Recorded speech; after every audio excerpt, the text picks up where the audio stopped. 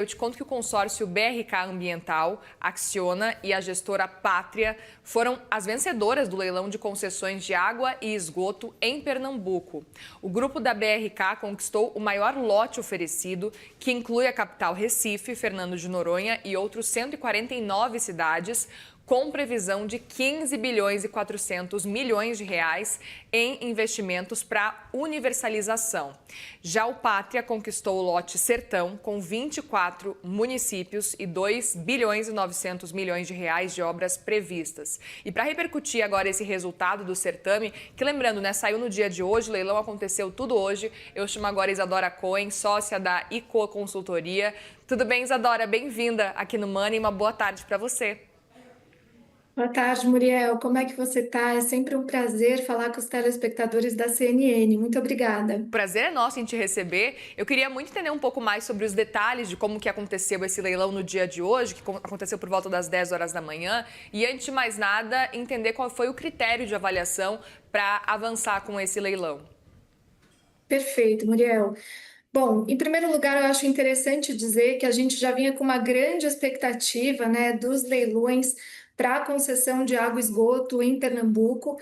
A governadora Raquel Lira, né, se elegeu sob uma pauta aí que também envolvia a desestatização de diversos ativos.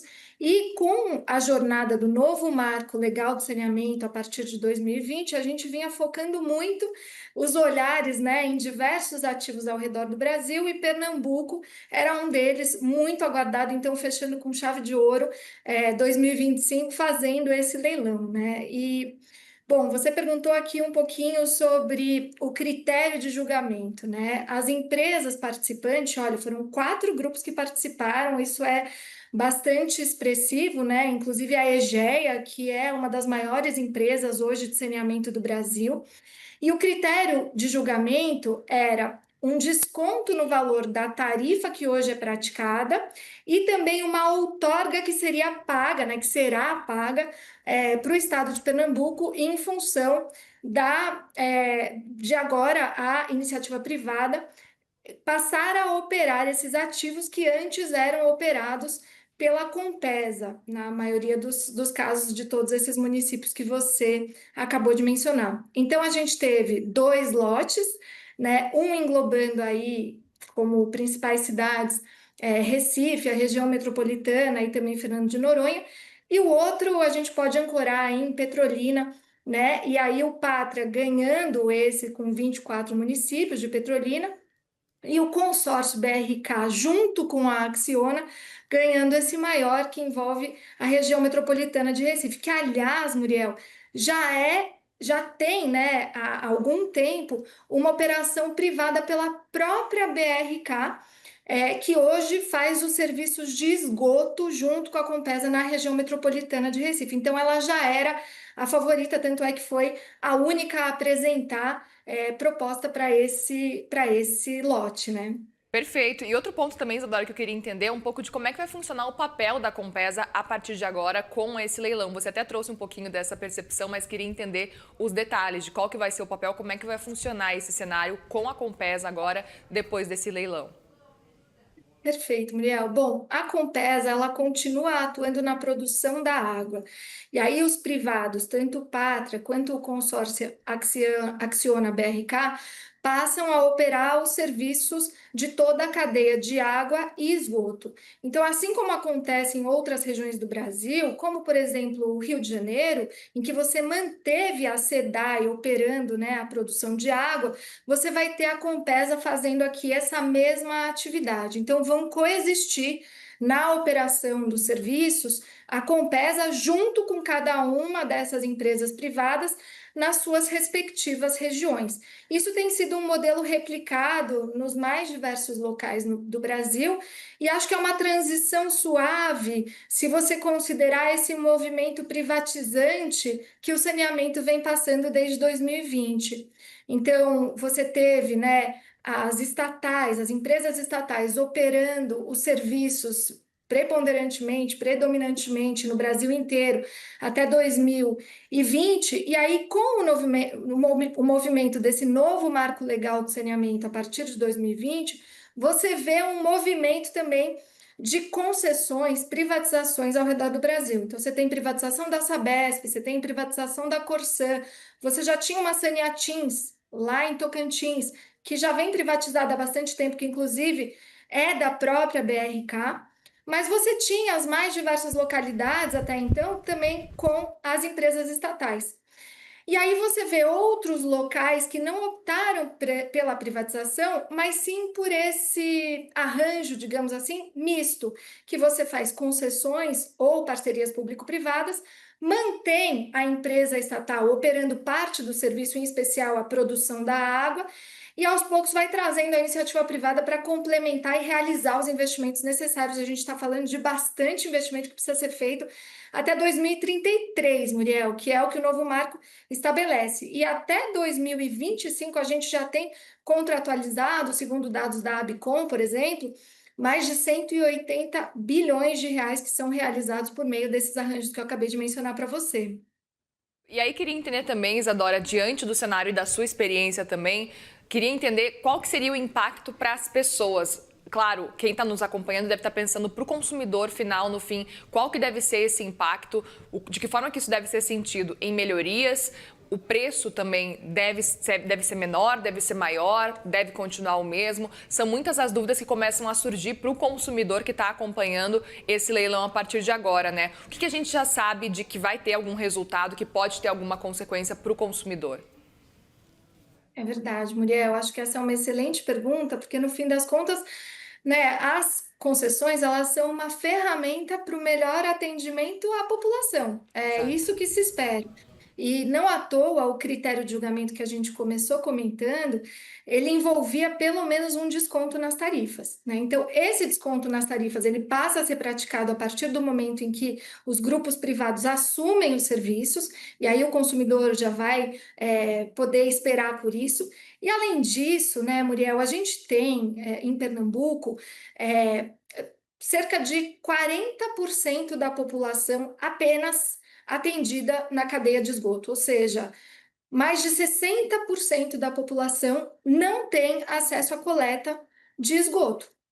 Então, o que se espera com essas concessões é que a gente possa acelerar os investimentos, e você muito bem disse, Muriel, a gente está prevendo aí 18 bilhões de investimentos, né, que vão ser realizados aí logo nesses primeiros 10 anos, para integrar toda essa gente que precisa de saneamento. E aí você vê, Muriel, que o Pátria, né, e a Acciona, e aqui só um detalhe, são empresas que já vinham namorando bastante o setor de saneamento. O Pátria já tem outras participações importantes em diversos ativos da infraestrutura, mas sempre quis entrar no saneamento do Brasil. E olha só, agora fez uma proposta bastante agressiva, com o máximo de desconto na tarifa, que né, o usuário vai perceber desde já, e com uma outorga, um pagamento para o governo também bastante expressivo, que vai poder ser revertido em outros investimentos que deverão ser feitos também pelo governo. E o Pátria conseguiu, então, entrar no saneamento aí, né, com o pé direito. E você vê a Acciona, Muriel, já encaminhando para o final da minha resposta, que já tinha conquistado um ativo importante no Paraná, se aliando com a BRK, também ofertando o maior desconto possível na tarifa, né? Então, com uma proposta agressiva, digamos assim, justamente para conquistar um lugar ao sol nesse mercado do saneamento e se consolidar. Né? Então, a Acciona, uma empresa espanhola que também vem querendo participações no Brasil, também está entrando aqui com o pé direito. Agora, todos os olhos estão voltados para esses dois players, na verdade, três players, que vão precisar correr para fazer os investimentos necessários e poder obter a universalização, a tão sonhada universalização desses serviços. Muriel, vamos É. acompanhar. Não, e é super importante. A gente espera que seja possível realmente alcançar a universalização. Até queria entender se você consegue também trazer uma relação de como que esse leilão se compara a outras concessões também aqui no Brasil. Claro que sim, Muriel. Bom, esse leilão, como eu disse, né, ele parece bastante com outras concessões que foram realizadas no Brasil, por exemplo, a do Rio de Janeiro, né, com a SEDAI. Você tem também outras localidades que optaram por esse mesmo arranjo em que você mantém a estatal realizando os serviços, né, de produção da água, e as empresas privadas prestando o serviço de toda a cadeia.